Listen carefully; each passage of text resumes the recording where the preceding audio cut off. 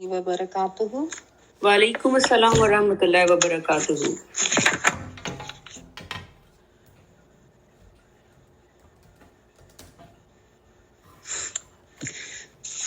अहमदुहु व नसल्ली अला रसूलिहिल करीम अम्मा बाद अऊज़ु बिल्लाहि मिनश शैतानिर रजीम बिस्मिल्लाहिर रहमानिर रहीम रब्बि इश्रह ली सदरी व यस्सिर ली अमरी वहलुल उक़दतम मिन लिसानी यफ़क़हू क़ौली। अल्लाहुम्मा अल्हिमना रुश्दना व इज़्ना मिन शुरूरि अनफुसिना। अल्लाहुम्मा रब्बना अल्हिमना रुश्दना व इज़्ना मिन शुरूरि अनफुसिना। अल्लाहुम्मा अरिनल हक़्क़ हक़्क़न वरज़ुक़ना इत्तिबाअहु व अरिनल बातिल बातिलन वरज़ुक़ना इज्तनाबहु। अल्लाहुम्मा फ़क़्क़िहना फ़िद्दीन। आमीन या रब्बल आलमीन। जी, हमने लास्ट वीक जो है आयत नंबर 104 तक कर लिया था सूरत अन-निसा का, और आज जो है हमने सूरत आयत नंबर 105 से स्टार्ट करना है। और उसमें जो है किसी का वीडियो किसी की ऑन है, आप काइंडली इसको जरा चेक कर लें। आंटी नफीसा, आपकी वीडियो ऑन हुई है।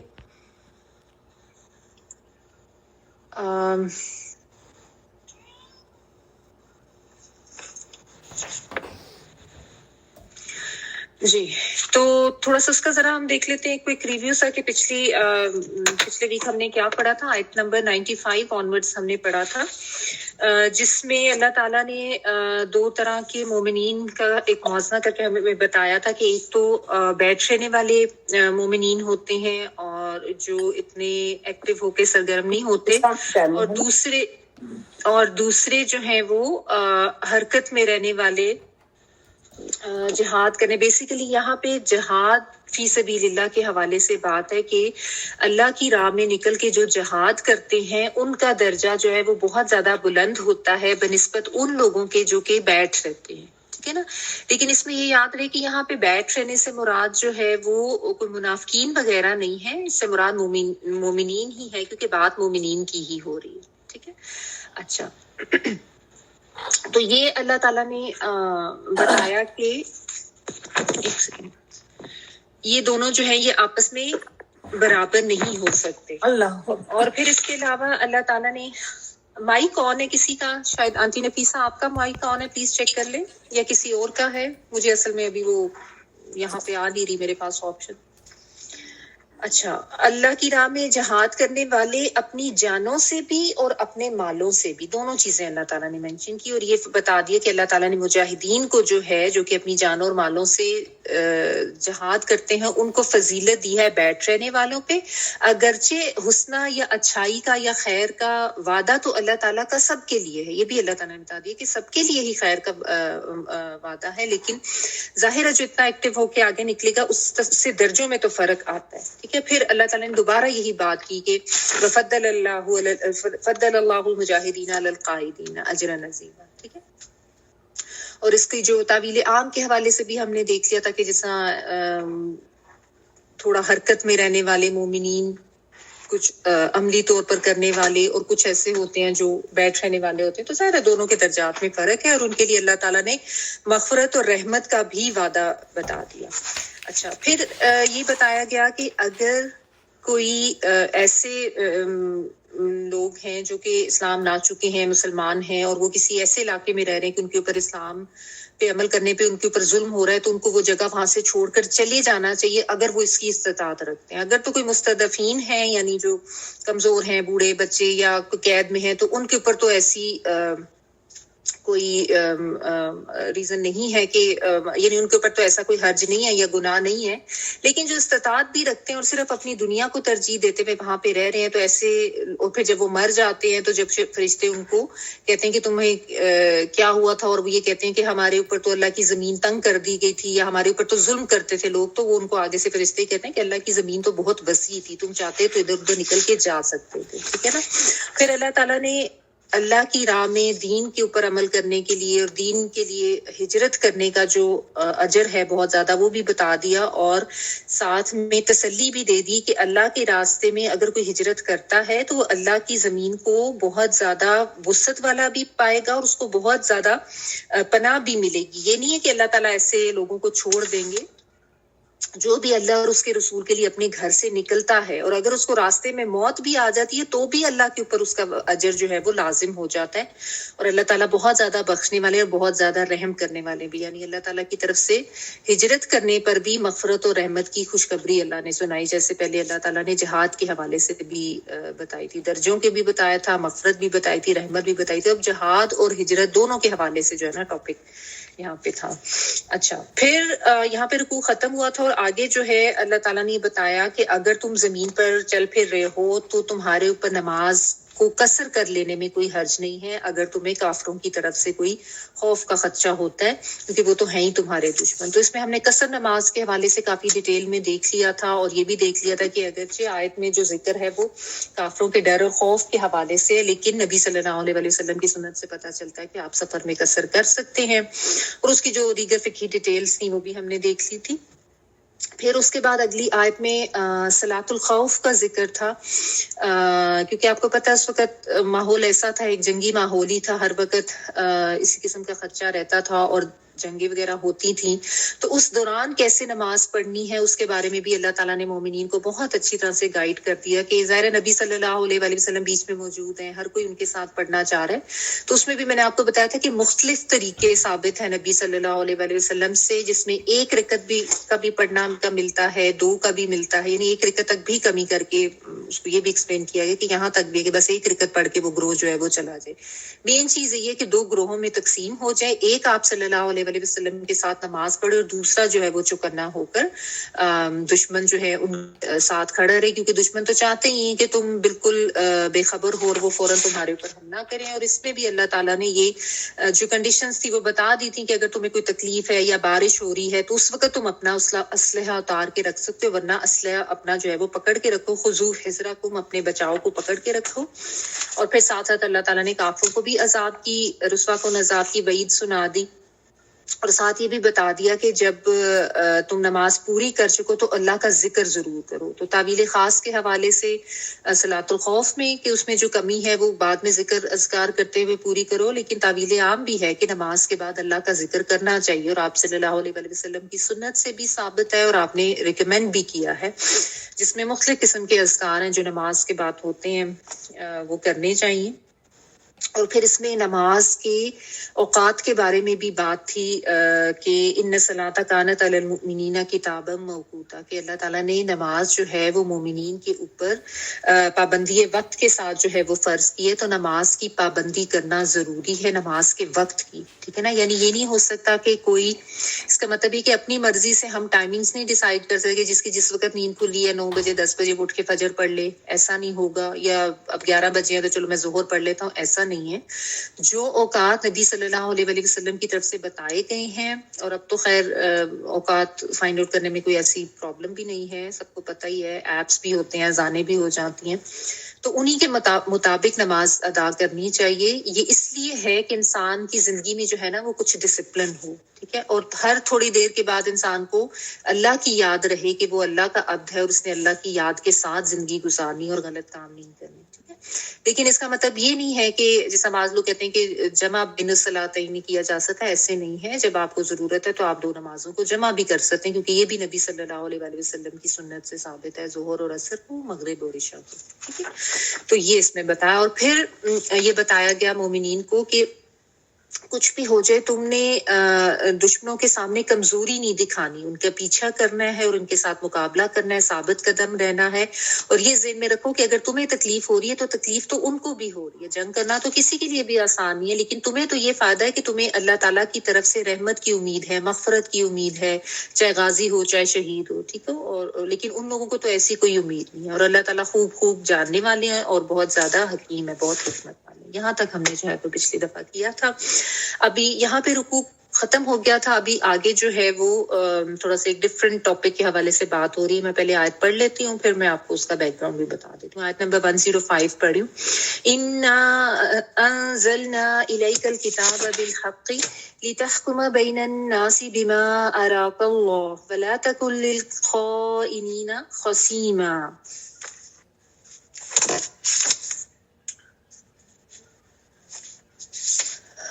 یقیناً ہم نے تمہاری طرف حق کے ساتھ اپنی کتاب نازل فرمائی ہے تاکہ تم لوگوں میں اس چیز کے مطابق فیصلہ کرو جس سے اللہ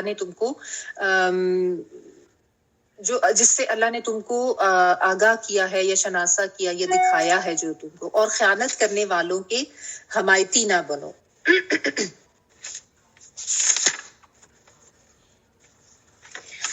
انا بے شک ہم نے، انا اور نون الف نا سے مل کے بنا ہے، انا بے شک، اور نا جو ہے وہ ہم کے لیے آ رہا ہے، بے شک ہم نے انزلنا نازل کیا ہم نے، الیکا طرف آپ کے، الا اور کا سے مل کے بنا ہے، طرف آپ کے، الکتابہ کتاب کو، بالحق کے ساتھ حق کے، لتحکما تاکہ آپ فیصلہ کریں۔ حکم جو ہے وہ فیصلے کے معنوں میں آتا ہے، جیسا حاکم جو ہے وہ فیصلہ کرتا ہے، ہا کاف میم، تاکہ آپ فیصلہ کریں۔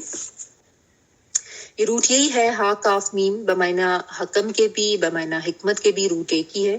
بین الناس درمیان لوگوں کے، بما ساتھ اس کے جو، اراک اللہ، ارا جو ہے یہ رویت والا ہی ورڈ ہے، را حمزہ اور یا، دکھایا آپ کو، ٹھیک ہے۔ اللہ اللہ تعالیٰ نے، ولا اور نہ، تکن ہوں آپ، ٹھیک ہے، تم کے لیے ہے، کانا یکونو ہونا، نہ آپ ہوں،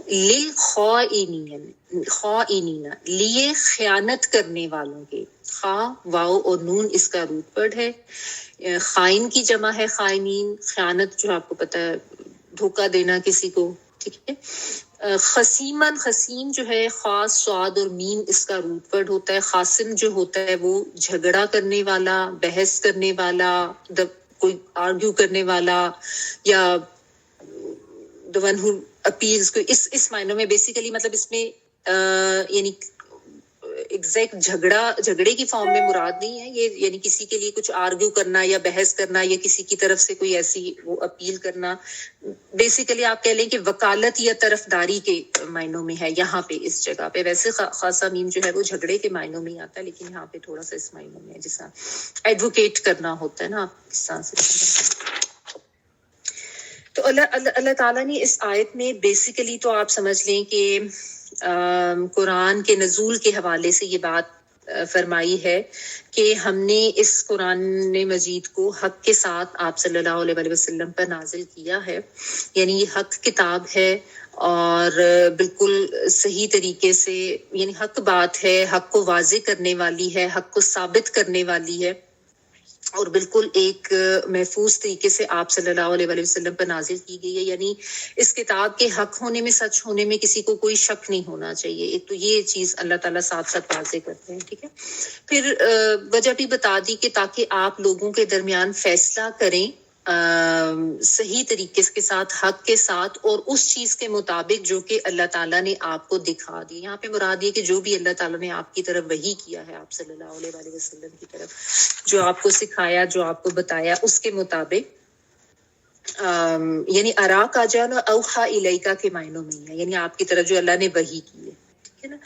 مطلب آپ اس کا مطلب بصیرت کے معنوں میں بھی اس کو لیا گیا ہے، شناسا ہونا، جیسا بھی میں آپ کو ترجمے میں پڑھ کے سنا رہی تھی کہ آگاہ کیا، اس حوالے سے بھی ہے، ٹھیک ہے۔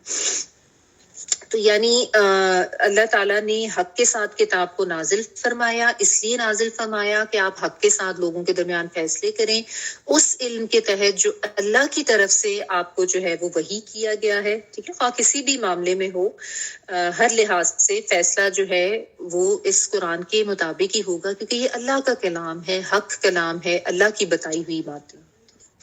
اچھا، پھر ساتھ میں اس میں ایک یہ بات ہے کہ آپ خائن لوگوں کے حق میں ان کی طرف سے کوئی طرفداری نہ کریں، ان کی طرف سے کوئی وکالت نہ کریں، اس لیے اللہ تعالیٰ نے آپ کو بصیرت دے دی، آپ کو سمجھا دیا، آپ کو ایک جو چیز جو کہ آپ صلی اللہ علیہ وسلم کے سامنے نہیں تھی وہ سامنے لے آئے، ٹھیک ہے، اراک اللہ کو۔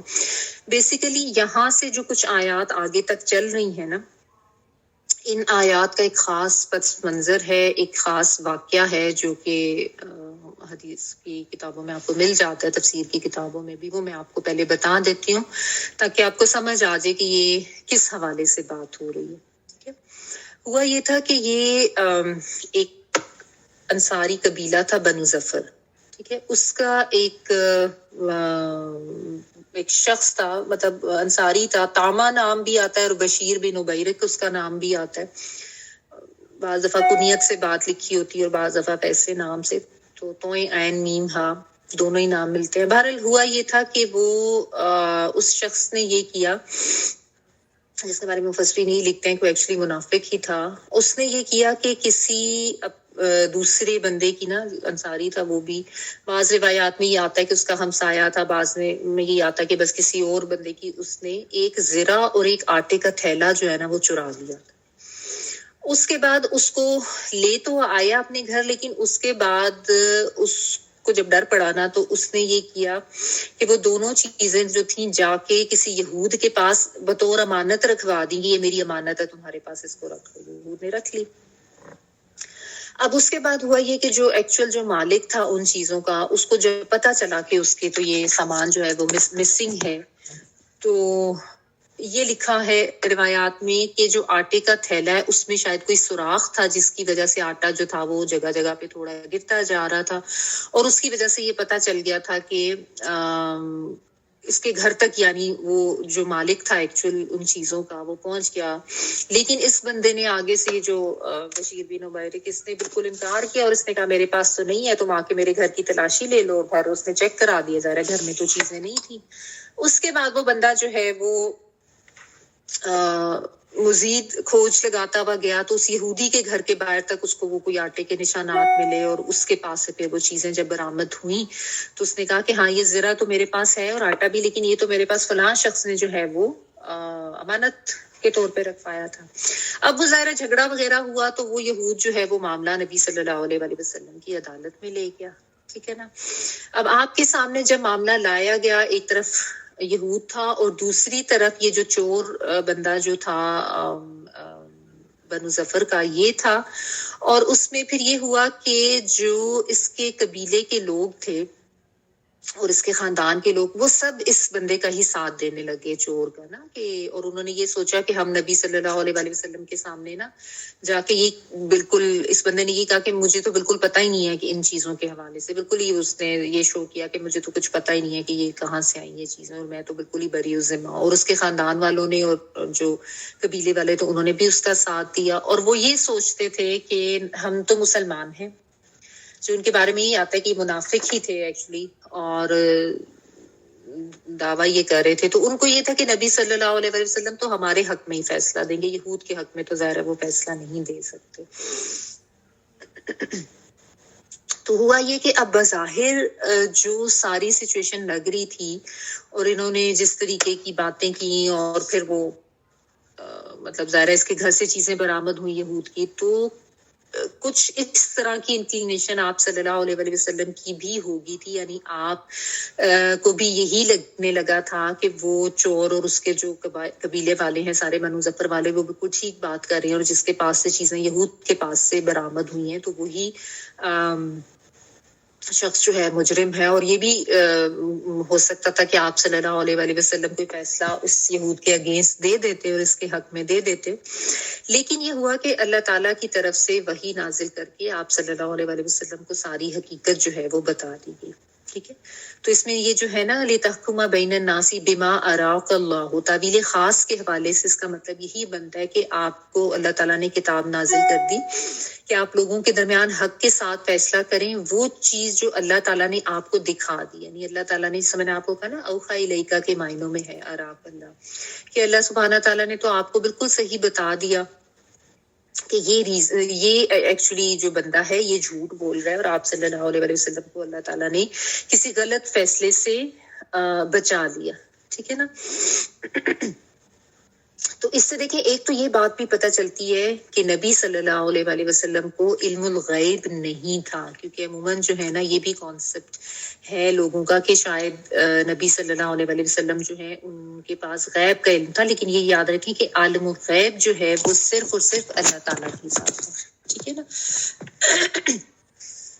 اپنے اذن سے اپنی حکمت کے تحت جتنا نبی صلی اللہ علیہ وسلم کو اللہ تعالیٰ بتانا چاہتے تھے بتا دیتے تھے، ٹھیک ہے، لیکن خود سے آپ صلی اللہ علیہ وسلم کو غیب کا علم نہیں تھا، کیونکہ ظاہر ہے دلوں کے حال، غیب کا علم، یہ سارے تو اللہ تعالیٰ ہے نا، عالم الغیب، یہ علم تو اللہ کے پاس ہے، تو ایک تو یہ چیز بھی پتہ چلتی ہے، لیکن ساتھ یہ بھی ہے کہ اللہ تعالیٰ اپنے انبیاء کی حفاظت خود کرتے ہیں نا، انبیاء معصوم ہوتے ہیں، تو ایسے غلط فیصلوں سے اللہ تعالیٰ بچا لیتے تھے، جس سے اس طرح کسی کے اوپر ظلم ہو جاتا، فرض کریں اگر اس کے اوپر حد جاری کر دی جاتی یا کچھ، ٹھیک ہے نا، تو اس سے یہ بھی ہے کہ اللہ تعالیٰ نے آپ صلی اللہ علیہ وسلم کی سے جو بھی فیصلے کرائے، مطلب اپنی حکمت کے تحت اور اپنی مرضی کے تحت اور اس اپنی خاص حفاظت میں رکھتے ہوئے کروائے، ٹھیک ہے نا۔ اور پھر آپ یہ بھی دیکھیں کہ اگر کوئی غلط فیصلہ اللہ تعالیٰ کی اگر میں مدد نہ ہوتی ہے، کوئی غلط فیصلہ آپ صلی اللہ علیہ وسلم سے ہو جاتا، تو آپ دیکھیں جتنے بھی اسلام کے خلاف جو عناصر تھے نا، دشمن عناصر، ان کو کتنا بڑا موقع مل جاتا ہے ایک پروپیگنڈا کرنے کا، کہ وہ تو پورا ایک محاذ کھول کے بیٹھ جاتے نا، کہ دیکھے جی یہ کس طرح کے لوگ ہیں، جب جیسے بھی بات سامنے تو آ ہی سکتی تھی، تو وہ کہتے کہ دیکھیں انہوں نے خام خام ایک بے گناہ کو صرف اس وجہ سے سزا دے دی کیونکہ وہ مسلم نہیں تھا، تو یہ ان کا کیا دین ہے یا یہ کیا ان کا اسلام ہے۔ اس طریقے کا پروپیگنڈا کرنا بہت آسان تھا، کیونکہ اس وقت تو لوگ چاہتے ہی تھے کہ اسلام جو ہے اس کا اس کے بارے میں غلط جو ہے وہ پروپیگنڈا کیا جائے، اس کی اہمیت کم کی جائے، ٹھیک ہے نا۔ تو یہاں پہ آپ دیکھیں اللہ تعالیٰ نے یہ جو لوگ جو ساتھ دے رہے تھے اس بندے کا، ان کو خائنین کہا ہے، ٹھیک ہے، تو یعنی وہ خیانت کرنے والے تھے، وہ جانتے بوجھتے جو ہے وہ غلط ایک چیز کا ساتھ دے رہے تھے۔ تو اس سے یہ پتہ چلا کہ انصاف کے معاملے میں کسی قسم کی طرفداری جو ہے اس کی گنجائش نہیں ہے، اور خواہ جو مجرم ہے وہ آپ کا رشتہ دار ہو، آپ کا ہم مذہب ہو، جو بھی ہو، غلط کو غلط کہنا چاہیے، ٹھیک ہے نا۔ جب آپ کو پتا ہے کہ کوئی شخص جو ہے وہ چور ہے یا وہ دوسرے کے اوپر ظلم کر رہا ہے، تو آپ کو جو معصوم ہے، جو صحیح بات کہنے والا ہے، آپ کو اس کا ساتھ دینا چاہیے نا، عدل و انصاف کے ساتھ بات کرنی چاہیے۔ تو یہ تو نہیں کہ سامنے والا جو ہے وہ بھلے غلط بات کر رہا ہے، بھلے وہ کسی کے اوپر ظلم کر رہا ہے، وہ اتنا بڑا الزام چوری کا کسی کے اوپر لگا رہا ہے، لیکن چونکہ وہ ہمارے قبیلے سے ہے یا ہمارے خاندان سے ہے یا ہمارا رشتہ دار ہے یا ہمارا ہم مذہب ہے، ہم کہ ہم نے تو اسی کی طرفداری کرنی ہے یا اس کی وکالت کرنی ہے، تو یہ تو غلط بات ہے نا۔ تو یہ چیز یہاں سے اس آیت سے ہمیں پتہ چلتی ہے، جو یہ واقعہ اس کے بیک گراؤنڈ میں آتا ہے، ٹھیک ہے۔ اچھا، کہ آپ صلی اللہ علیہ وسلم دلوں کے حال نہیں جانتے تھے، آپ بھی یہ غیب کی باتیں جو ہوتی تھیں وہ بتا دیتے تھے، لیکن ویسے آپ کو علم الغیب خود سے نہیں تھا، اللہ تعالیٰ کے اذن اور اللہ تعالیٰ کی مدد سے ہی آپ صلی اللہ علیہ وسلم کو ملا، ٹھیک ہے۔ تو یہاں پہ یہ چیز نبی صلی اللہ علیہ وسلم کو واضح کی گئی کہ اصل میں چور کون ہے، اور پھر آگے دیکھیں جو اگلی آیت ہے، اس میں اللہ تعالیٰ فرما رہے وَاسْتَغْفِرِ اللَّهَ إِنَّ اللَّهَ كَانَ غَفُورًا رَحِيمًا، اور اللہ تعالیٰ سے بخشش مانگے، بے شک اللہ تعالیٰ بخشش کرنے والا اور مہربانی کرنے والا ہے۔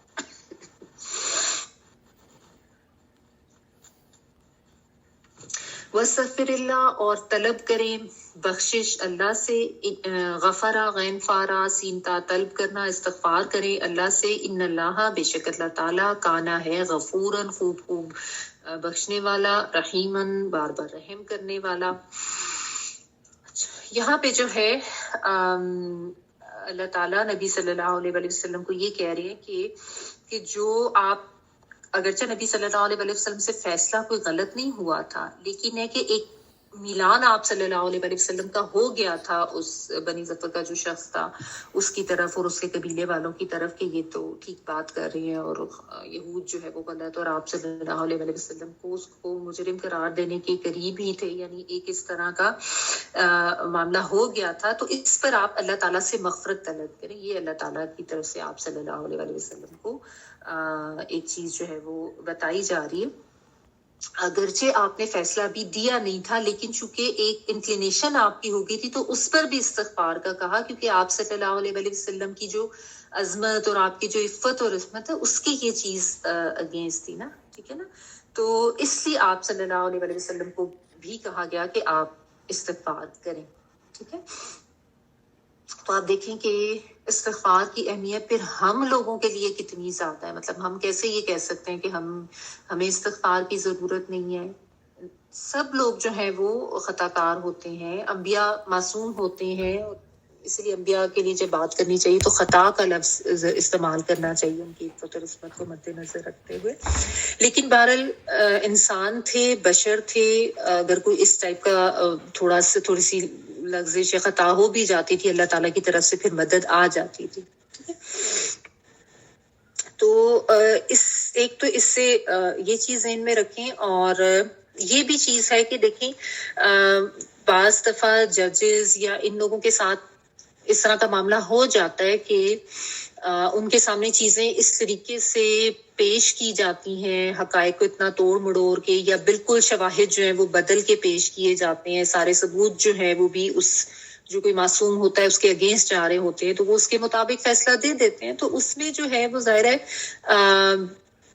اس کا جو آپ کہنے کہ اس کے لیے مرود الزام اس جج کو یا قاضی کو نہیں ٹھہرایا جا سکتا, کیونکہ ان کا کام یہی ہوتا ہے کہ سامنے جو شواہد ہیں, جو ثبوت ہیں, جو گواہان ہیں, اگر وہ ان کو بالکل ٹھیک لگ رہے ہیں اور اس میں ان کو کسی قسم کے کوئی شک و شبہ نہیں ہو رہا, سب چیزیں واضح ہیں, تو وہ اسی کے مطابق ہی فیصلہ دیں گے. ٹھیک ہے. اب یہاں بھی ایسا ہی معاملہ ہوا تھا. بظاہر تو سب کچھ ہی لگ رہا تھا کہ یہ لوگ ٹھیک ہے, لیکن اصل حقیقت جو ہے وہ کچھ اور تھی. ٹھیک ہے. نبی صلی اللہ علیہ وسلم کی ایک اپنی حدیث کا مفہوم ہے کہ آپ صلی اللہ علیہ وسلم نے یہ فرمایا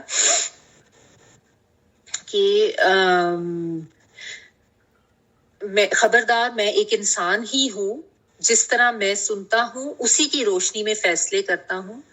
یہ ممکن ہے کہ ایک شخص اپنی دلیل اور حجت پیش کرنے میں زیادہ چرب زبان اور ہوشیار ہو, اور میں اس کی گفتگو سے متاثر ہو کر اس کے حق میں فیصلہ کر دوں, حالانکہ وہ حق پر نہ ہو, اور اس طرح میں دوسرے مسلمان کا حق اسے دے دوں. لیکن اسے یہ یاد رکھنا چاہیے کہ یہ آگ کا ٹکڑا ہے, اب اس کی مرضی ہے کہ اسے لے لے یا چھوڑ دے. یہ صحیح بخاری میں ملتی ہے. ٹھیک ہے نا. یعنی آپ صلی اللہ علیہ وسلم نے یہ فرمایا کہ اس چیز سے آگاہ رہو کہ میں بھی انسان ہوں, اور میں جو فیصلے کرتا ہوں وہ جو کچھ تم سے سنتا ہوں اس کے مطابق کر دیتا ہوں. تو یہ بھی ہو سکتا ہے کہ میں کوئی ایسا فیصلہ کر دوں جس میں کسی بے گناہ کا حق مارا جائے, یا ایک کی چیز میں اٹھا کے دوسرے کو دے دوں, کسی ایک حقدار کی جو بظاہر شواہد ہے ان کے مطلب, لیکن جو لینے والا ہے, جو ناحق کسی کی چیز ہتھیار ہے, تو وہ یہ سوچ لے کہ یہ چیز جو وہ لے رہا ہے وہ آگ کا ٹکڑا اپنے لیے لے رہا ہے. ٹھیک ہے نا. تو یہ ایک ہے. اور پھر یہ بھی کہ ظاہر ہے جو بھی حمایت کرنی ہے یا وکالت کرنے والے ہیں ان کو بھی, ان کے اوپر بھی یہ ذمہ داری ہے کہ وہ پوری طریقے سے معاملے کی جانچ پڑتال کریں, پورے طریقے سے یقین کریں کہ یہی معاملہ ہے. جب تک انہیں پوری طرح سے یقین نہ ہو تب تک وہ فیصلہ اس کا نہ کریں. اور اس میں ظاہر ہے یہ بھی ہے کہ جو دونوں فریق ہیں نا, ان میں اس چیز کی سینس ہونی چاہیے کہ اللہ کا خوف اور اللہ کی پکڑ کو مد نظر رکھتے ہوئے ہی معاملات جو ہیں ان کو لے کے چلنا چاہیے. تو بہرحال یہ ان آیات سے ہمیں ان کا بیک گراؤنڈ بھی ہے, اور ان سے ہمیں جو پتہ چلتا ہے. اور اللہ تعالیٰ نے ساتھ کہہ دی ان اللہ کان غفور رحیم, اللہ تعالیٰ تو بہت بخشنے والا ہے, بہت رحم کرنے والا ہے. جو بھی اللہ تعالیٰ سے استغفار کرتا ہے, کیونکہ دیکھیں خطائیں غلطیاں تو سب سے ہو جاتی ہیں نا, انسان گناہ بھی کر بیٹھتا ہے, لیکن اگر کوئی سچے دل سے اللہ سے توبہ کر لیتا ہے تو وہ یہ یقین رکھے کہ وہ اللہ کو غفور رحیم پائے گا. ٹھیک ہے نا. تو اللہ تعالیٰ نبی صلی اللہ علیہ وسلم کو بھی استغفار کر کے اور ساتھ ہی کہنے کہ اللہ تعالیٰ غفور رحیم ہے. پھر آگے وہی بات, ولا تجادل عن الذین تختانون انفسهم ان اللہ لا يحب من کان خوانا اثیما, اور ان کی طرف سے جھگڑا نہ کرو جو خود اپنی ہی خیانت کرتے ہیں, یقیناً دغاباز گنہگار اللہ تعالیٰ کو نہیں پسند.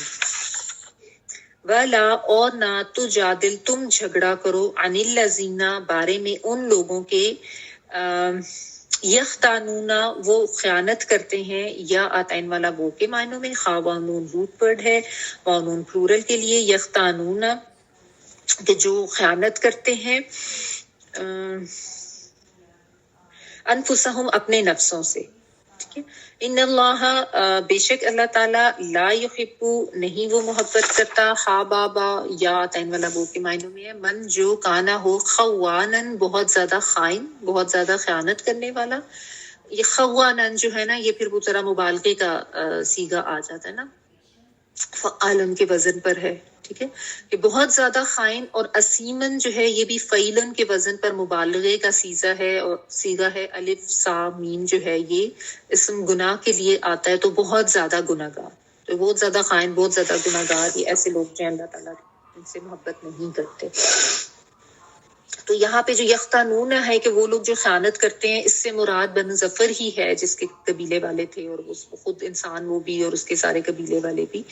ٹھیک ہے وہ سارے اس میں آ جاتے. اور پھر ونس اگین وہی بات ایک دفعہ ریپیٹ کی گئی نبی صلی اللہ علیہ وسلم کو یہی فرما رہے ہیں اللہ تعالیٰ کہ ایسے لوگوں کی طرفداری نہ کرو, ایسے لوگوں کی طرف سے وکالت نہ کرو, یعنی ان کے ایڈوکیٹ نہ بنو جو خیانت کرنے والے ہیں اور اپنے نفسوں کے ساتھ.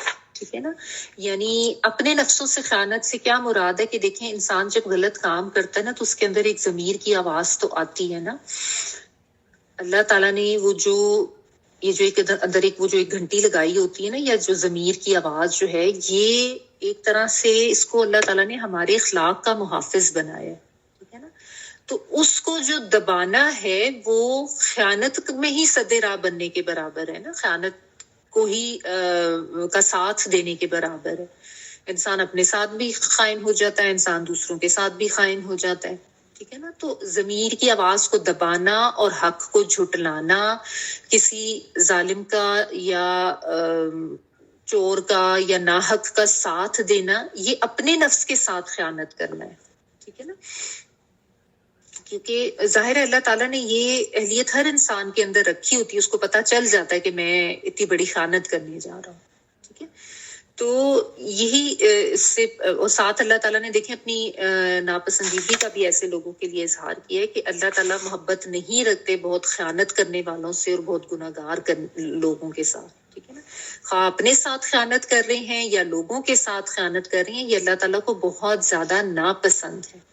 اور خیانت سے مراد عموماً ہم یہ سمجھتے ہیں کہ شاید مال میں خیانت مراد ہے. خیانت کسی بھی چیز میں ہو سکتی ہے, چاہے آپ نے مال میں خیانت کی ہے, چاہے آپ نے اپنے فرائض میں خیانت کی ہے, چاہے نظروں کی خیانت کی ہے, کچھ بھی آپ کسی پیشے سے منسلک ہیں, کہیں پہ جاب کر رہے ہیں, آپ کا کوئی کاروبار ہے, آپ کے گھریلو معاملات ہیں, آپ کے دیگر معاملات ہیں لوگوں کے ساتھ, دوست احباب کے ساتھ, یا جو بھی آپ کے فرائض ہیں, جس میں بھی آپ جان بوجھ کے کمی کوتاہی کر رہے ہیں اور آپ جان بوجھ کے جو ہے وہ دھوکہ دے رہے ہیں کسی کو, تو وہ سب اسی چیز میں آ جاتا ہے نا. یعنی امانت کی ضد ہوتا ہے نا خیانت. ٹھیک ہے نا, تو کسی بھی معاملے میں کسی کو دھوکہ دینا یا جو بھی چیز آپ کے پاس امانت ہے, یہ جس چیز کا بھی آپ کو ذمہ دار بنایا گیا ہے, آپ اس میں دھوکہ دیں, اس میں جان بوجھ کے کمی کریں, تو وہ خیانت میں ہی آئے گا. آپ جاب پہ ٹائم پہ جان بوجھ کے نہیں پہنچ رہے, یا وہاں پہ ٹائم ویسٹ کر رہے ہیں, یا آپ کے پاس کوئی چیز فرض کریں کرائے کے گھروں میں رہ رہے ہیں, کرائے کے گھروں میں رہتے ہوئے بھی لوگ دھیان نہیں کرتے اس گھر کا, یا اگر کرائے کا فرنیچر ہے یا کوئی چیزیں تو لوگ اس کو وہ مال مفت دل بہرائم والی بات ہو جاتی ہے نا, تو پھر اس کے اوپر لوگ خیانت کرتے ہیں اور اس کا دھیان نہیں. یہ سب چیزیں خیانت کرنے میں آتی ہیں. تو ہم لوگ اس چیز کو سمجھتے نہیں ہیں اور ہم اس چیز کو بڑا لائٹ لیتے ہیں. تو یہ یاد رکھیں کہ اللہ تعالیٰ کو ایسے لوگ نہیں پسند ہیں جو خائن ہوتے ہیں اور گناہ گار ہوتے ہیں, اور اس میں بھی بہت زیادہ کے معنی میں. دیکھیں چھوٹی موٹی غلطیاں تو کسی سے بھی ہو جاتی ہیں نا, فوراً اس پہ استغفار کریں, فوراً ٹھیک کر دیں, لیکن بار بار گناہ پہ گناہ کرتے جانا اور بار بار خیانت پہ خیانت کرتے جانا, اور یہ تو بہت زیادہ یعنی مبالغے کی سیگے میں اس وجہ سے بھی بات ہے کہ آپ دیکھیں کہ وہ جانتے بوجھتے یہ سب کام کر رہے تھے. ٹھیک ہے نا, کہ وہ ایک اس کا ساتھ دے رہے تھے, ایک خائن کا اور ایک چور کا, تو یہ اور زیادہ جو ہے اس کو بڑھا دیتا ہے. تو اس میں پھر ان آیات سے یہ بھی یاد رکھیں, دیکھیں کہ بعض دفعہ ایسے ہوتا ہے کہ انسان کے سامنے کوئی لڑائی جھگڑا یا کوئی ایسا معاملہ پیش ہوتا ہے, تو اس میں बगैर देखे जो है वो फौरन से डिसीजंस नहीं दे देने चाहिए। बाज़ दफ़ा बच्चे अपना कोई मामला लेके आपके पास आ जाते हैं तो उसमें भी ट्राई टू फिगर आउट कि कौन सच बोल रहा है कौन झूठ बोल रहा है, बजाय इसके कि फौरन ही मामला सुनते ही जो छोटे वाला रो रो के बात कर रहा है उसके हक में फैसला दे दिया और बड़े वाले को सुना दिया। अमूमन ये बहुत कॉमन है पेरेंट्स में, वो बड़े वाले को पे इल्जाम आ जाता है और बाद में पता चलता है कि छोटे वाला जो वो रो धो के छोटे होने का एडवांटेज ले रहा था। ठीक है ना। इसी तरह आपके सामने फर्ज करें आप सास की हैसियत से आपके सामने बेटे बहू की कोई बात आई है, कोई झगड़ा उनका सामने आया है, तो उसमें भी ये नहीं कि फौरन से बेटे का साथ देना शुरू कर दे और बहू के खिलाफ आप महाज इकट्ठा कर दे क्योंकि वो आपका बेटा है और वो आपकी बेटी नहीं है, आपका खून नहीं है। नहीं, ये भी चीज गलत है। आप मामले की तह तक जाएं, बिल्कुल न्यूट्रल होके रहें। यही तो चीज इसमें बताई जा रही है कि सिर्फ इस वजह से साथ नहीं देना, इस वजह से नहीं खड़े हो जाना क्योंकि ये हमारा रिश्तेदार है, हमारा जानने वाला है, हमारा हम मजहब है, हमारे हम कबीले से, ये कोई रीजन नहीं है। हो सकता है उनमें से कुछ लोग ऐसे भी हों, बाज़ मुफस्सिरीन ने ये भी लिखा है कि शायद उनको ना भी पता हो लेकिन वो सिर्फ इस वजह से साथ दे रहे थे, मतलब उनको ये नहीं था पता कि वो वाकई चोर है, उन्होंने वैसे ही बस ये कह के उसका साथ दे दिया कि जी हमारा कबीले का तो हमने इसी का साथ देना और दूसरा तो यहूद है तो वो ही गलत कह रहा होगा, तो ये भी पॉसिबिलिटी है। लेकिन ऐसे जो है ना इन मामलात में बहुत ज्यादा ध्यान रखें कि कौन जो है वो सही कर रहा है और कौन जो है वो गलत कर रहा है, और जब आपके ऊपर हक वाजे हो जाए तो फिर उस चीज का साथ दें, फिर सच की तरफ जाएं, चाहे वो बात आपके अपने सगे रिश्तेदार के अगेंस्ट भी जाती हो। इस चीज को भी जहन में रखें, ठीक है। और ये याद रखें अल्लाह ताला जो है वो हर चीज का इल्म भी रखने वाले हैं, अल्लाह ताला हर चीज के बारे में जानने वाले हैं, हाकिम भी वही हैं। तो और अल्लाह ताला ऐसे खाइन लोगों को पसंद नहीं करते, गुनाहगार लोगों को पसंद नहीं करते। अब ये देखें ना कितना बड़ा मामला इन्होंने किया था, हद भी जारी हो सकती थी उस बंदे के ऊपर या सख्त किस्म की सजा। तो और आजकल तो आप देखें अदालतों में ये मामला कितना कॉमन हो गया है, किस तरह बेगुनाह को फंसा दिया जाता है, मासूम लोग जो हैं उनके ऊपर इल्जाम लगा दिए जाते हैं और जो गुनाहगार है उनको बचा लिया जाता है। लेकिन अल्लाह ताला ने जो है ज़ाहिर है इसके बारे में बहुत सख्त अहकाम दिए। तो ये बात है कि हमें अपने घर के लेवल से और अपने इंडिविजुअल लेवल से अपने ऊपर जो है ना ये एक चेक रखना है, और जो अल्लाह ताला ने ज़मीर जो हमारे अखलाक का मुहाफिज बनाया है उसको भी हमने जिंदा रखना है, उसको दबाना नहीं है और फौरन से किसी गलत चीज के लिए सदे जरिया नहीं बन जाना सिर्फ इस वजह से कि ये तो हमारे रिश्तेदार हैं या ये इसमें हमारा फायदा है या हमारे जानने वाले हैं तो यही सही होंगे और हमने इन्हीं का साथ देना है, ये भी अमूमन हो जाता है ना। तो आंखें खोल के जो है वो सही तरीके से फैसला करें। यस्तगफून, अगली आयत पढ़ रही हूँ, आयत नंबर 108। यस्तगफून मिनन नासी वला यस्तगफून मिनल्लाहि हुवा मअहुम इज़ युबय्यितून मा ला यर्दा मिनल क़ौल व काना अल्लाहु बिमा यअमलून मुहीता। वो लोगों से तो छुप जाते हैं लेकिन अल्लाह ताला से नहीं छुप सकते। वो रातों के वक्त जबकि अल्लाह की नापसंदीदा बातों के खुफिया मशवरे करते हैं उस वक्त भी अल्लाह ताला उनके पास होता है, उनके तमाम अमाल को वो घेरे हुए है। यस्तगफूना, ये खाफा और या खुफिया रखना जो होता है ना, छुपाना, या वो सीनता तलब के मायने में बेसिकली बाब इस्तफाल में चला गया, वाव नून प्लूरल के लिए। वो छुपते हैं, किन से छुपते हैं? मिनन नासी, लोगों में से। कौन छुपते हैं? वही जो झूठे लोग या धोखेबाज लोग या जो खाइन लोग जिनकी बात अल्लाह ताला करे उनके बारे में बात हो रही है। यस्तगफूना, वो छुपते हैं, मिनन नासी, लोगों से, वला और ना यस्तगफूना, वो छुप सकते, वही खाफा या नहीं वो छुप सकते हैं, मिनल्लाहि, अल्लाह से, वहुआ और वो, यहाँ पे हुआ से मुराद अल्लाह ताला की जात है, वहुआ और वो, मअहुम, मअ साथ, हुम उनके साथ होता है उनके, यानी अल्लाह ताला की जात उनके साथ ही होती है।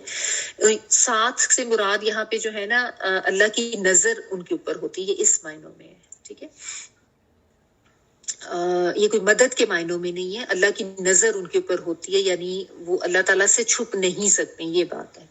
इस जब युबय्यितूना, वो रातों को मशवरे करते हैं, या आताइन वाला वो के मायनों में, बा या ता जो है घर के लिए आता है, बैत आपको पता है घर को कहते हैं, ठीक है। تو یبیتونا کا مطلب راتوں کو مشورے کرنا اس طرح سے ہے کہ آپ دیکھیں راتوں کو چھپنا آسان ہوتا ہے نا، اور چھپ کے کوئی بھی کسی قسم کی پلاننگ کرنا، اور اس کے لیے گھر بہترین جگہ ہوتی ہے، لوگ کسی گھر میں اکٹھے ہو کے رات کے وقت چھپ کے مشورے کرتے ہیں نا، تو اس طرح سے پھر یہ بیتو کا جو ورڈ ہے نا، یہ اس معنوں میں استعمال ہونے لگا کہ راتوں کو کہیں چھپ کے مشورہ کرنا. ٹھیک ہے، اگرچہ اس کا روٹ ورڈ با یا تا گھر والا ہے، لیکن مطلب یہ ہوتا ہے راتوں کو مشورے کرنا. اس یبیتونا جب وہ راتوں کو مشورہ کرتے ہیں، ماں جو لا نہیں یردا وہ پسند کرتا ہے، وہ راضی ہوتا. کون؟ اللہ سبحانہ تعالیٰ کی بات ہو رہی ہے کہ اللہ تعالیٰ اس چیز کو پسند نہیں کرتے، اللہ تعالیٰ اس سے راضی نہیں ہوتے، من القولی بات سے.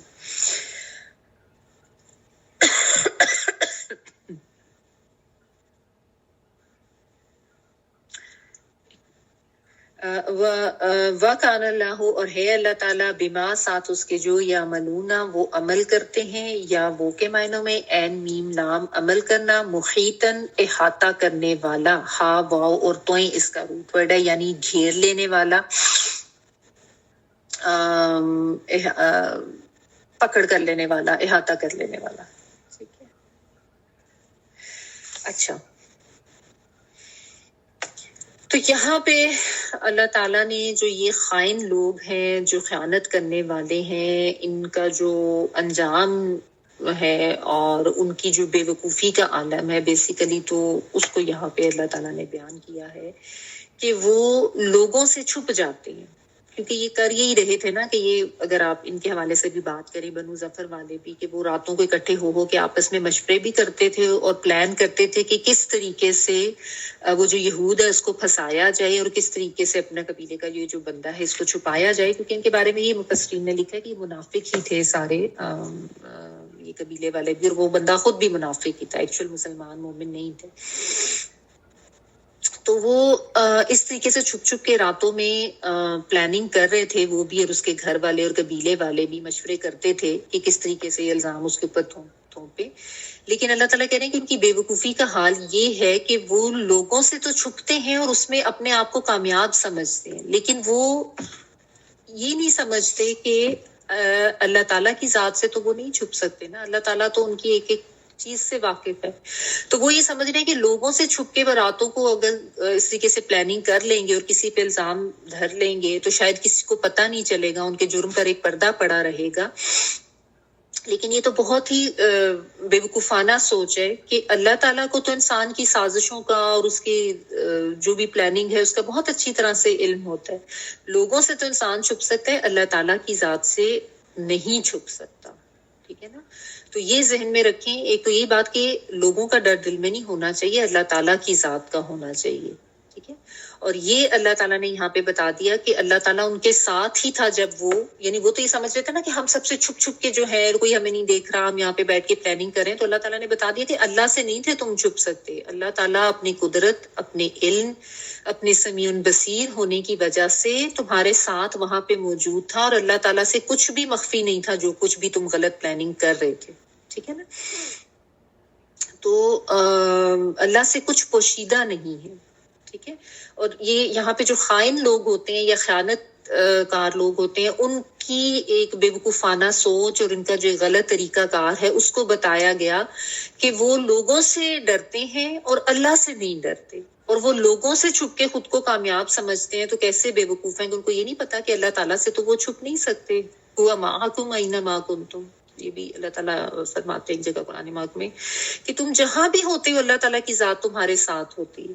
ٹھیک ہے، اور ساتھ یہ بھی بتا دیا کہ اللہ تعالیٰ جو ہے وہ تمہارے ہر چیز کا احاطہ کیے ہوئے ہے، اور اللہ تعالیٰ ایسے لوگوں کو پسند نہیں کرتا جو راتوں کو اس طرح مشورے کرتے ہیں. راتوں سے مراد میں نے جیسا آپ کو بتایا کہ اس لفظ کے لفظی ترجمے میں آتا ہے، چاہے وہ دن میں بھی اکٹھے ہو کے کسی کے اگینسٹ پلاننگ کی جا رہی ہے، لیکن وہ غلط بات ہے، ایک غلط چیز کا ساتھ دینے کے لیے کسی مجرم کو چھپانے والی بات ہو رہی ہے، یا کسی معصوم کے اوپر کسی بھی طرح کی کوئی الزام لگایا جا رہا ہے، تو اللہ تعالیٰ کو ایسے لوگ پسند نہیں ہیں. ٹھیک ہے، مالا یردا من القولی. اور تو یہ اب اس میں جو ہے نا اللہ تعالیٰ ساتھ ساتھ مومنین کی تربیت بھی کرتے جا رہے ہیں، اور یہ جو منافقین ہیں ان کو وارن بھی کرتے جا رہے ہیں، اور ساتھ ساتھ ان کا پول بھی کھولتے جا رہے ہیں. ٹھیک ہے، جو میں نے آپ کو بتایا کہ کس طریقے سے اس واقعے میں اللہ تعالیٰ نے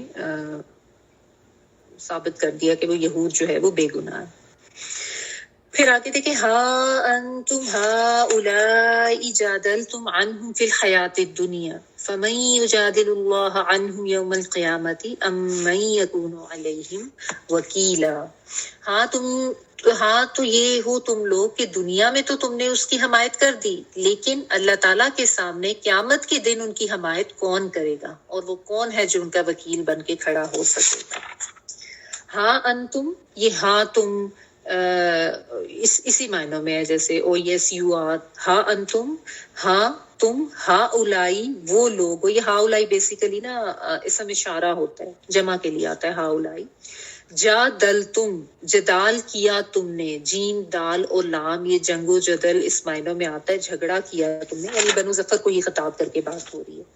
عنہم ان کے بارے میں، فی الحیات دنیا دنیا کی زندگی میں، حیات زندگی کے لیے آتا ہے. فمن تو کون، یجادل اللہ وہ جدال کرے گا اللہ تعالیٰ سے، جیم دال لام، عنہم ان کے بارے میں، یوم القیامتی قیامت کے دن، ام یا من کون، یکونو ہوگا علیہم ان پر وکیلا کارساز یا وکیل. ٹھیک ہے نا، واو کاف لام، وکیل وہ ہوتا ہے جو آپ کی طرف سے مطلب سب معاملات آپ اس کو دیتے ہیں اور وہ پھر آپ کی طرف سے کیس لڑتا ہے.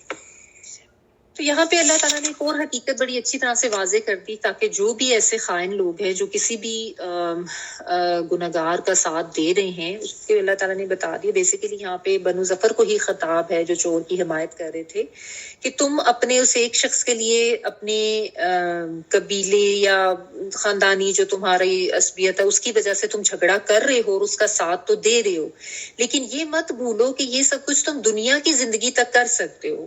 قیامت کے دن ایسے کون ہوگا جو ان چوروں کی حمایت کرے گا اور ان کے کام آئے گا؟ قیامت میں تو تم کسی غلط کے لیے نہیں ساتھ دے سکو گے، اور نہ تمہارے گناہ کے اوپر تمہارا کوئی ساتھ دے سکے گا. یعنی پھر کون وکیل ہوگا ایسے مجرموں کا؟ پھر تمہیں بھی تمہارے گناہ کے وبال سے بچانے والا، تمہاری وکالت کرنے والا کون ہوگا؟ تو یہاں پہ نا ایک طرح کا ملامت کا انداز بھی ہے، اور ساتھ ساتھ آخرت کا ڈر ڈال کر بھی اللہ تعالیٰ یہ سمجھا رہے ہیں کہ کسی ناحق ایسے کسی کا ساتھ مت دو، ایسے کسی بے گناہ کو الزام مت دو، یہ بہت بڑا ظلم ہے.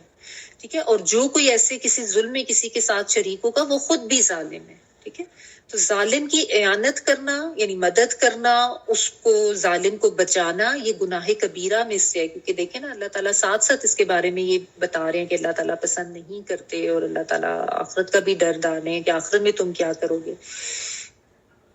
تو یہ یاد رکھیں کہ عدل و انصاف کے ساتھ بات کرنی ہے، بے جا کسی کا ساتھ نہیں دینا، اور اپنی غلطیوں کے اوپر اور اپنی کوتاہیوں پہ بھی نظر کریں. ہم سب گناہ گار ہیں، ہم سب خطا کار ہیں، فوراً اپنی غلطی پہ نظر کریں، اور اگر غلطی نظر آ گئی ہے تو اس کو مان لیں، اس کو ایکسیپٹ کر لیں کہ ہاں یہ میری غلطی تھی، اور فوراً اللہ تعالیٰ سے استغفار کریں اس کے معاملے میں. کیونکہ عموماً یہ ہوتا ہے نا روزمرہ کے معاملات میں انسان جھوٹی تعویلات دے دے کے نا اپنے آپ کو ٹھیک کرتا رہتا ہے کہ نہیں ایسا تو کچھ نہیں تھا، نہیں میں نے یہ تو نہیں کچھ کیا تھا. تو سب سے پہلے تو انسان اپنے ساتھ سچا ہو نا. تو اور یہ اپنے ساتھ بھی سچے ہوں، اپنی غلطی کا احساس کریں، اپنی غلطی کو غلطی سمجھیں، اس کو مانیں، اس کو اعتراف کریں، اور پھر اس پہ استغفار بھی کریں. اگر کسی انسان کے حق میں کوئی ہوئی ہے کوتاہی تو اس کو بھی جا کے سوری کہہ دینے میں کوئی حرج نہیں ہے، اس کو اتنا بڑا نا کا مسئلہ نہیں بتائیں.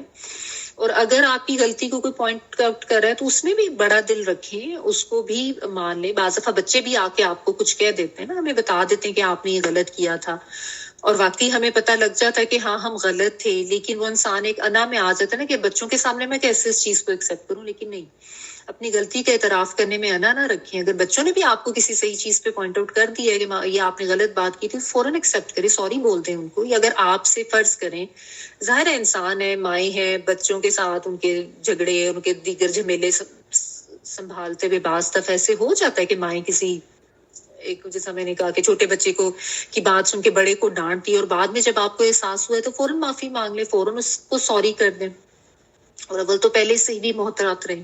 ٹھیک ہے نا. تو بیجا تعویلیں اپنے آپ کو نہ دیں, کیونکہ پھر وہ توبہ میں رکاوٹ بن جاتا ہے نا. جب انسان یہ کہتا ہے نا نہیں میں نے کچھ بھی نہیں کیا, نہیں وہ تو یہ ہوا تھا, نہیں وہ تو وہ ہوا تھا. ہر انسان جو ہے وہ خطا کرتا ہے, تو اپنی غلطیوں پہ فوری توبہ کر لیں. بلکہ نہیں بھی کوئی غلطی نظر آ رہی نا تو اللہ سے استغفار کر لیں. ٹھیک ہے نا. عموماً انسان اپنے تکبر کی وجہ سے, اپنی انا کی وجہ سے اپنی غلطی کو مانتا نہیں ہے نا. تو اپنے اندر سے تکبر اور اپنی انا کو بالکل ختم کریں, فوری احساس ہو, فوری توبہ کریں. اور سچی توبہ اللہ کے ہاں کبھی مسترد نہیں ہوتی. اللہ تعالیٰ اپنی رحمت سے جو ہے وہ ڈھانپ لیتے ہیں. آگے یہ بات اللہ تعالیٰ بتا رہے ہیں. تو یہ بس انسان ذہن میں رکھے نا کہ آج دنیا میں کسی کے جھوٹ پر جھگڑا کر کے انسان اس کو بچا لے, لیکن قیامت میں اللہ کے سامنے کون کسی کا وکیل بنے گا, کون کسی کے لیے جھگڑے گا؟ جب اس وقت تو سب معاملات کھل کے سامنے آ جائیں گے. تو عدل و انصاف کے مطابق بات کریں, عدل و انصاف کے مطابق معاملات کریں, اسی کے تحت معاملات کے فیصلے کریں. خواہ سامنے آپ کا کوئی جاننے والا, کوئی رشتہ دار, کوئی کتنا عزیز قریبی کیوں نہ ہو. ٹھیک ہے نا. تو یہ یاد رکھیں, اس میں بہت سی چیزیں ہمیں پتہ چل رہی ہیں. ایک تو الرٹ ہو کے رہنا, جانچ پڑتال کرنا معاملات کی, فیصلہ کرتے ہوئے بہت زیادہ سمجھ بوجھ کے ساتھ, اور اللہ سے مدد بھی مانگ لیں فیصلے کرتے ہوئے. ٹھیک ہے نا. اور ہمیشہ آخرت پہ نظر رکھتے ہوئے بات کریں, اور ساتھ یہ کہ اپنی غلطیوں پہ فوری اللہ تعالیٰ سے توبہ کریں. جو تعویلیں دیتے رہتے ہیں نا اپنے آپ کو, وہ پھر اپنے آپ کو نا صحیح ثابت کرتے رہتے ہیں. اور یہ بھی شیطان کا ہتھ کنڈا ہوتا ہے نا. یا تو انسان تعویلیں دیتا ہے, نہیں مانتا, تو یا پھر انسان میں تکبر اور انا ایسی ہوتی ہے کہ میں تو غلط ہو ہی نہیں سکتا. وہ دوسروں کو ہی مورود الزام ٹھہراتا ہے, انہی کو غلط سمجھتا ہے, اپنی غلطیوں کی طرف اس کی نظر ہی نہیں جاتی. یہ رویہ بہت خطرناک ہے اور بہت زیادہ غلط ہے. نہیں بھی آپ کو اپنی غلطی نظر آ رہی نا تو استغفار کریں. استغفار تو اگر نبی صلی اللہ علیہ وسلم کرتے تھے تو ہماری تو حیثیت ہی کیا ہے. ہمیں تو سارا دن ہی جو ہے وہ استغفار کرتے رہنا چاہیے. انسان تو ہے ہی خطا کا پتلا, کتنی چیزیں ہم غلط کر جاتے ہیں. تو بس آخرت پہ رہ کے معاملات اللہ پہ چھوڑ کے اور آخرت کے حوالے سے جب انسان بات کرتا ہے نا تو وہ بہت زیادہ الرٹ بھی ہو جاتا ہے, اور اس کو پھر انا, تکبر, یہ سب بھی ختم ہو جاتا ہے. دیکھیں اللہ تعالیٰ پھر آگے تسلی بھی دے رہے ہیں, وَمَن يَعْمَلْ سُوءًا أَوْ يَظْلِمْ نَفْسَهُ ثُمَّ يَسْتَغْفِرِ اللَّهَ يَجِدِ اللَّهَ غَفُورًا رَحِيمًا. جو شخص کوئی برائی کرے یا اپنی جان پر ظلم کرے پھر اللہ تعالیٰ سے استغفار کرے تو وہ اللہ تعالیٰ کو بخشنے والا اور مہربان پائے گا, یا مہربانی یا رحم کرنے والا پائے. اور من, جو کوئی, یعمل, وہ عمل کرے گا, سو جو ہے سین واو حمزہ, یہ کوئی بھی برائی اس کے لیے آتا ہے. ٹھیک ہے. کوئی بھی چیز جو انسان کو تکلیف میں مبتلا کر دے یا غم میں مبتلا کر دے. او یظلم نفسہ, او یا یظلم, وہ ظلم کرے گا, یا وہ کے معنوں میں نفسہ, اپنے نفس پر, ثم, پھر, یستغفر, وہ بخشش طلب کرے گا. ٹھیک ہے. کس سے؟ اللہ تعالیٰ سے. یجد اللہ, یا وہ, جیم اور دال جو ہے یہ ایکچولی واو جیم دال روٹ ورڈ ہے. وجدہ کا مطلب ہوتا ہے پانا. وہ پائے گا اللہ تعالیٰ کو, غفوراً, بہت مغفرت فرمانے والا, اور رحیماً, خوب رحم کرنے والا, بار رحم کرنے والا. یہ دونوں جو ہے وہ بالغے کے سیغے. رحیماً جو ہے وہ تکرار کے بیسیکلی معنوں میں ہوتا ہے, بار رحم کرنے والا. تو یہاں پہ اللہ تعالیٰ نے بتا دیا کہ استغفار جو ہے اس کی کتنی اہمیت ہے, اور استغفار کرنے والا یا کوئی بھی گناہ یا غلط کام کرنے والا اگر اس کو احساس ہو گیا, وہ یہ نہ سمجھے کہ اب اس کی جو ہے کوئی معافی نہیں ہے, یا اب وہ کیا کرے گا. کوئی اگر برا کام کر لیتا ہے اور یا اپنی جان پر ظلم کر لیتا ہے, تو چونکہ اس پہ او یظلم نفسہ کی بات ہو رہی ہے تو اس لیے اکثر مفسرین سوءً جو ہے اس کا ترجمہ یہ بھی کرتے ہیں کہ یہاں پہ مراد ایسا برا عمل ہے جس کا اثر دوسروں تک بھی پہنچ رہا ہے.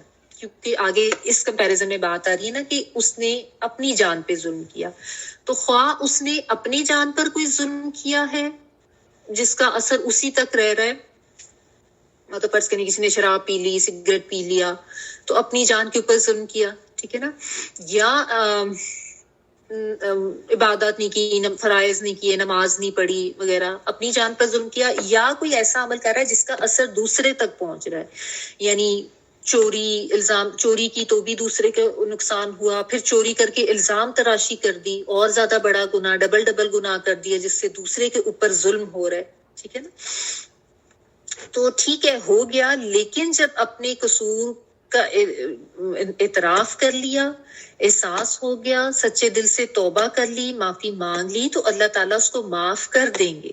اس لیے یہ اللہ تعالیٰ اس چیز کو بار بار لوگوں کے لیے مینشن کرتے ہیں تاکہ انسان اس دنیا میں ہی اپنی معافی تلافی کر لے اور اپنے آپ کو آخرت کی سزا سے بچا لے. ٹھیک ہے نا؟ تو اللہ تعالیٰ یہ ساتھ ساتھ تسلی کراتے ہیں کہ بے شک غلط ہو گیا، چاہے اپنی جان پہ ظلم ہو گیا، چاہے دوسروں کے اوپر ظلم ہو گیا، اللہ سے بخشش طلب کرو تو اللہ تعالیٰ کو تم بہت زیادہ بخشنے والا بھی پاؤ گے اور رحم کرنے والا بھی پاؤ گے. یعنی مغفرت تو ملے گی، اللہ تعالیٰ کی طرف سے رحمت بھی ملے گی.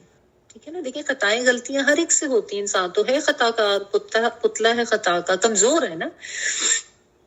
کبھی حالات کے تحت، کبھی جذبات کے تحت، کبھی کسی وجہ سے انسان جو ہے اس سے کوئی نہ کوئی غلطی یا خطا ہو جاتی ہے. نفس بھی ہوتا ہے انسان کا، شیطان بھی ہوتا ہے، شہوات بھی ہوتی ہیں، شبہات بھی ہوتی ہیں، کوئی لوگ، دوست، احباب، ان کے ذریعے بھی شیطان آپ کے اوپر حملے کرا رہا ہوتا ہے. کسی بھی وجہ سے انسان جو کسی قسم کی غلطی، گناہ، لغزش، خطا کر سکتا ہے.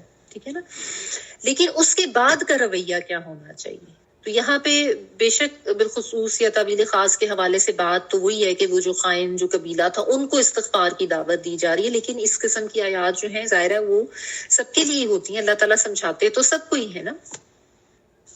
تو یہ سب کے لیے ہی ہے کہ غلطی ہو گئی، اس پہ ندامت کریں، احساس کریں، فوراً عاجز ہو کے اللہ تعالیٰ سے معافی مانگ لیں، اللہ تعالیٰ سے رجوع کر لیں، تو آپ اللہ تعالیٰ کی خاص رحمت کو پا لیتے ہیں اور اللہ تعالیٰ بخش دیتے ہیں. بس اپنی غلطیوں پہ اصرار نہ کریں، یعنی توبہ کا مذاق بھی نہ بنائیں، اور اپنی نیت خالص رکھیں.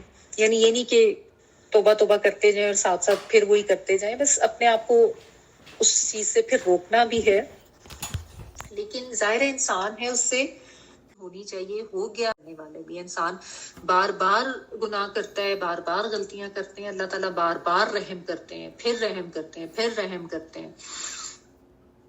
ہم لوگ تو ایک سے دفعہ 2 دفعہ کسی کو اوپر کچھ رحم یا کر بھی لیں احسان، تو اس کے بعد کہتے ہیں کہ چھوڑو، یہ تو بار بار یہی کرتا ہے. لیکن اللہ تعالیٰ کی ذات یہی ہمیں سمجھاتے ہیں کہ اللہ تعالیٰ تو بہت بخشنے والے. تو مقصد یہ ہے کہ انسان ابھی اس دنیا میں اپنے گناہوں کا کفارہ کر لے، معافی تلافی کر لے، تاکہ آخرت میں پاک صاف ہو کے جائے اور آخرت کے عذاب اور پکڑ سے جو ہے وہ انسان بچ جائے. ٹھیک ہے؟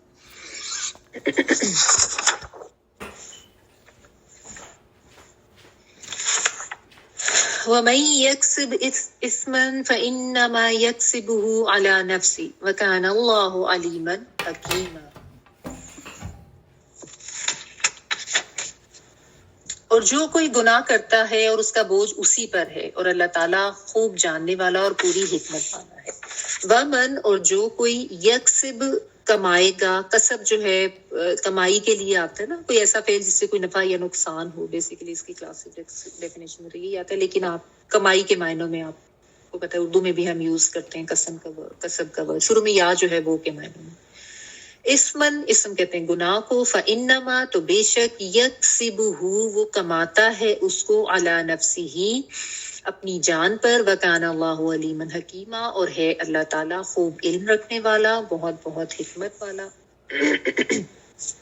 تو یہاں پہ اللہ تعالیٰ نے پھر یہ بات واضح کر دی کہ جو انسان غلط کر رہا ہے وہ اپنے غلطی کا وبال خود بھگتے گا، وہ اپنے گناہ کا وبال خود بھگتے گا.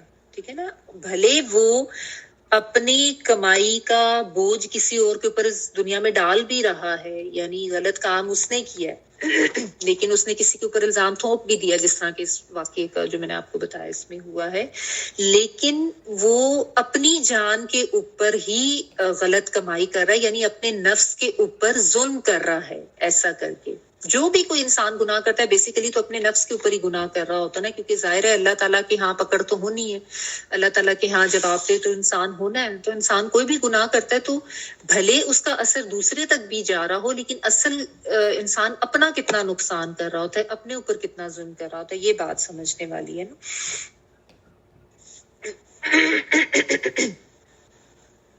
تو جو بھی انسان کرتا ہے چھوٹا گناہ بڑا گناہ غلطی خطا لغزش اس کا ظاہر ہے اس کے اوپر وبال آتا ہے.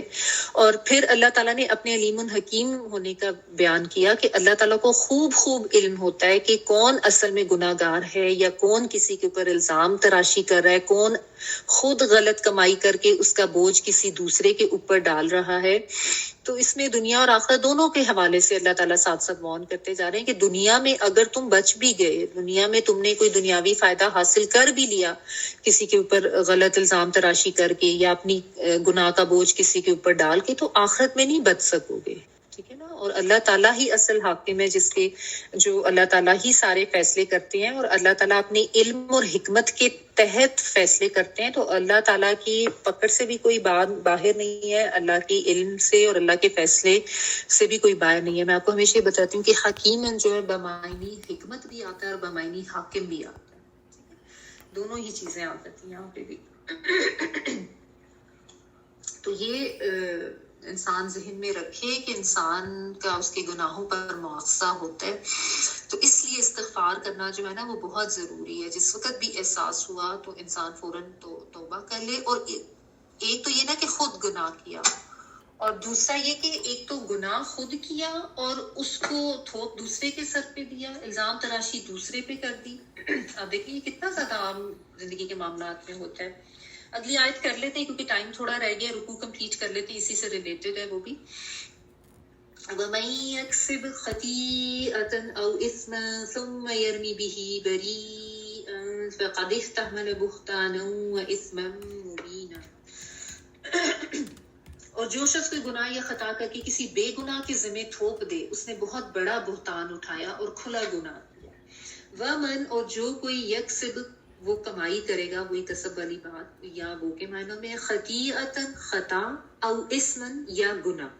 ٹھیک ہے. ثم پھر یرمی وہ پھینک دے گا یا وہ الزام لگا دے گا یا وہ ذمے ڈال دے گا, تھوپ دے گا, جس کو کہتے ہیں نا الزام کسی کے ساتھ تھوپ دینا. یہ بیسیکلی را میم اور یا اس کا ورڈ ہے. رمی کرنا ہوتا ہے نا, جو شیطان کو کنکری ڈالتے ہیں جا کے حج میں, کنکریاں پھینکتے ہیں, تو اس کو رمی کرنا کہتے ہیں نا. تو بیسیکلی اس کا مطلب یہی ہوتا ہے, پتھر یا تیر پھینکنا, اس کے لیے رمی کرنا ہوتا ہے. تو جب کسی کے اوپر کوئی ایسے الزام ڈالا جاتا ہے تو وہ آپ اس کے اوپر یہ کہتے ہیں نا کہ اس نے شوٹ اس کے اوپر کر دیا, الزام لگا دیا, اٹیک کر دیا, یہ اس معنی میں بلیم کرنا. بھی اس کو بریئن کسی بری ذمہ پر یعنی کسی بے گناہ کے اوپر. بارہ حمزہ فقط تو یقیناً احتملا اس نے اٹھایا. حامیم اور لام جو ہے وہ بوجھ اٹھانے کے لیے آتا ہے. احتملا جو ہے باب افتعال میں چلا جاتا ہے تو تا آ جاتی ہے بیچ میں. حمل ہوتا ہے نا پریگنسی کے لیے بھی آتا ہے, وہ بھی بیسیکلی ایک وزن بوجھ ہی اٹھایا ہوتا ہے. تو اس نے اٹھایا بہتانن بہتان, بہتان کا آپ کو سب کو پتہ ہی ہے, باہا تا اس کا روٹ ورڈ, و اسمن اور گناہ, مبینن واضح کھلم کھلا.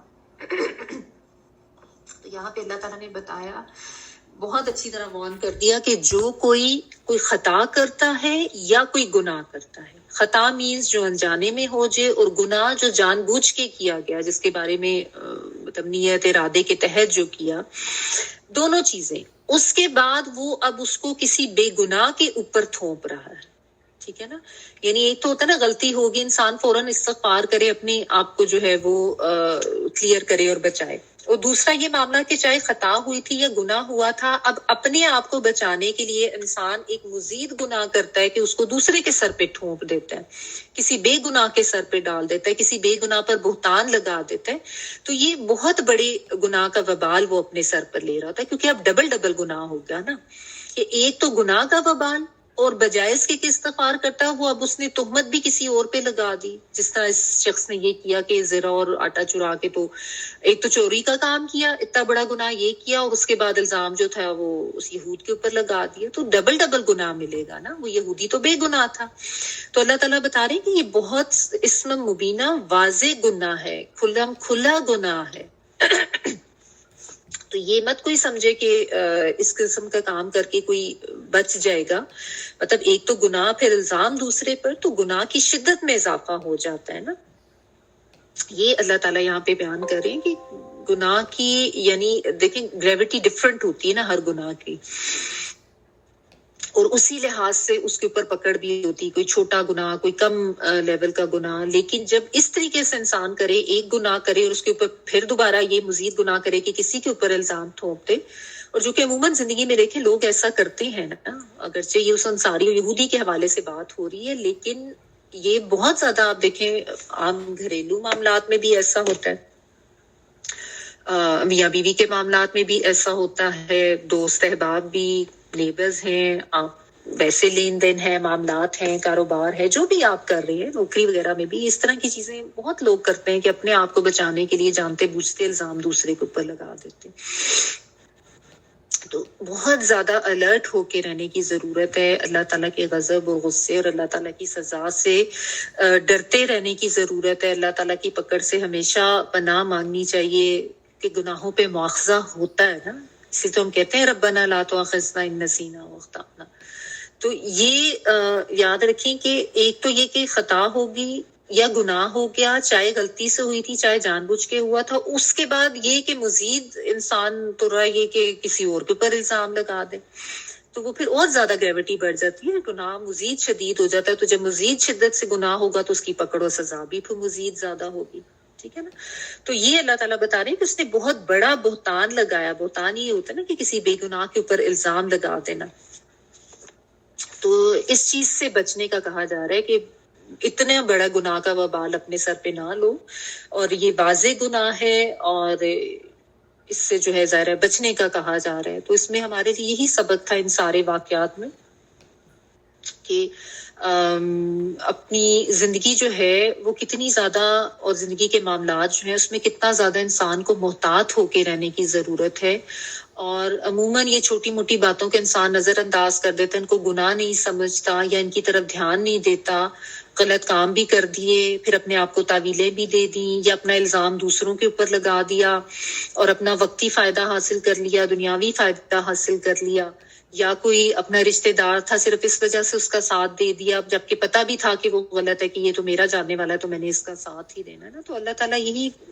ہمیں ساتھ ساتھ سمجھا رہے ہیں کہ ہمیں اپنی زندگی کے معاملات میں کتنا زیادہ الرٹ ہو کے رہنے کی ضرورت ہے، چاہے وہ آپ کے گھر میں ماں باپ بہن بھائی بچے شوہر بیوی دوست احباب یا نیبرز یا کوئی بھی کسی کے ساتھ بھی آپ کے معاملات چل رہے ہیں، چاہے آپ کاروبار کر رہے ہیں، لوگوں کے ساتھ لین دین کر رہے ہیں، کچھ بھی کر رہے ہیں، ان چیزوں کا دھیان رکھنا بہت زیادہ ضروری ہے، ٹھیک ہے نا۔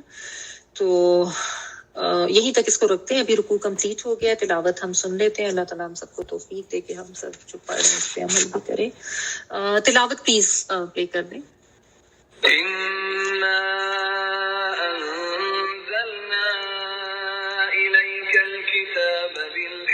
لتحكم بين الناس بما أراك الله ولا تكن للخائنين خصيما واستغفر الله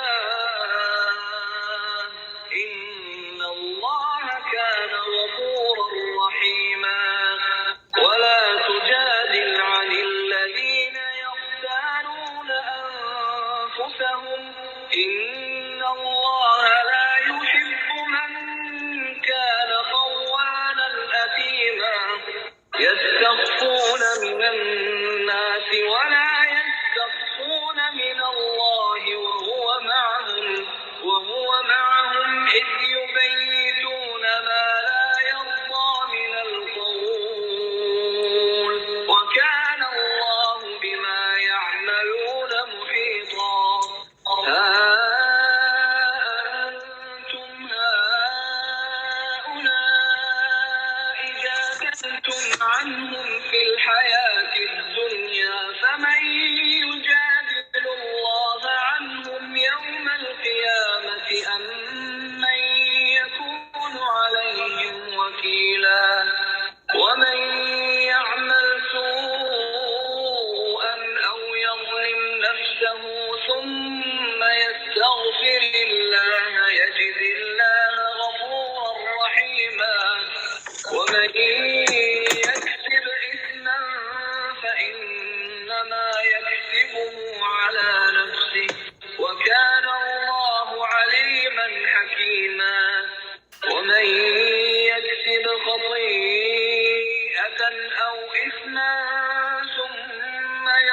به بريئا ثم يرم به بريئا فقد احتمل بهتانا وإثما مبينا. سبحانك اللهم وبحمدك نشهد ان لا اله الا انت نستغفرك ونتوب اليك. سبحان ربك رب العزة عما يصفون وسلام على المرسلين والحمد لله رب العالمين. بارك الله لي ولكم في القرآن العظيم.